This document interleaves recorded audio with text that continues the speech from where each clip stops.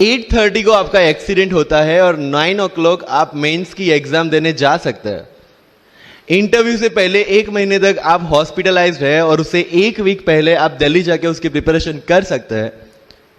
तो luck has to come with you, उसको आना पड़ेगा और आपको आईपीएस बनाना पड़ेगा। कि मैं एग्जाम के लिए निकला, मेंस मेरा था, सुबह GS3 का पेपर था। 8:30 को मेरा स्कूटी स्लिप हो गया, मेरा लिगामेंट इंजरी हो गया, लेफ्ट हैंड में इंजरी था, सीट से ब्लीडिंग हो रहा था। लेकिन मेरे पास 2 ऑप्शन थे। मैं खड़ा हुआ, मैंने देखा okay my right hand is safe and I decided I will go to the exam hall and write the exam. मेरे पास 2 ही ऑप्शन थे, या तो मैं वहां से उठ के रोने लगूं, यार मेरे साथ ही ऐसा क्यों हुआ, मेरा एक्सीडेंट हो गया, मेरा मेंस खराब हो गया, और हॉस्पिटल्स जाओ। या दूसरा ऑप्शन था कि मैं देखूं कि मैं 3 घंटे और सर्वाइव कर सकता हूं। हाँ कर सकता हूं। मैं मेंस के लिए एग्जाम हॉल में गया। ये जितने भी फोटोग्राफ्स लगे हैं, सर ने जैसे बताया कि जितने भी इंसान सक्सेसफुल हुए, अगर आप उसकी लाइफ स्टोरी देखेंगे तो कहीं ना कहीं एक मोमेंट आता है जहां पे वो इंसान की जो स्ट्रगल है वो पीक पे हो जाते हैं। वो इस मोमेंट पे आपको डिसाइड करना है कि आपको वहां से यू टर्न लेना है या आपको वहां से आगे निकलना है। इन सब लोगों ने डिसाइड किया कि उनको वहां से आगे निकलना है। एंड दैट इज द फंडा ऑफ लाइफ। सक्सेस उन्हीं को मिलता है जो इस स्ट्रगल वाले मोमेंट से आगे निकलने की सोचता है।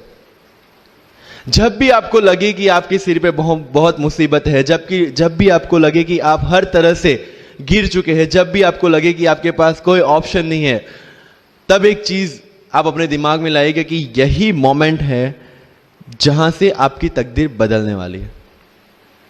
क्योंकि डायमंड जो होता है वो जितना ज्यादा घिसता है उतनी ज्यादा उसकी वैल्यू होती है।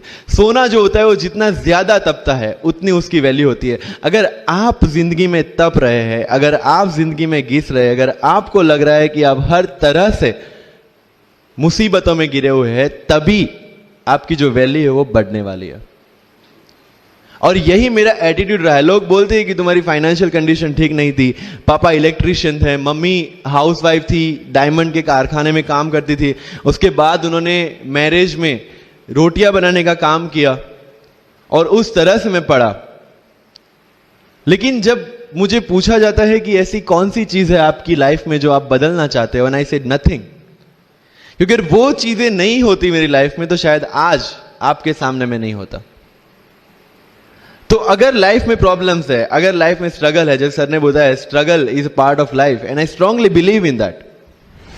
भारत वर्ष का सपना चंद्रगुप्त ने देखा, चाणक्य ने देखा, और उस भारत वर्ष को बनाने के लिए जब ये संघर्ष जारी था, और तब राजा धनानंद की डॉटर दूरदराज से चंद्रगुप्त को प्यार हो जाता है, और जब चाणक्य उनको बोलते कि नहीं तुम्हें उससे दूर रहना है, तब चंद्रगुप्त बोलता है आचार्य कभी कभी सोचता हूं कि जिंदगी में या ये भारत के सम्राट बनने के लिए इतना त्याग, इतना बलिदान ना देना होता तो।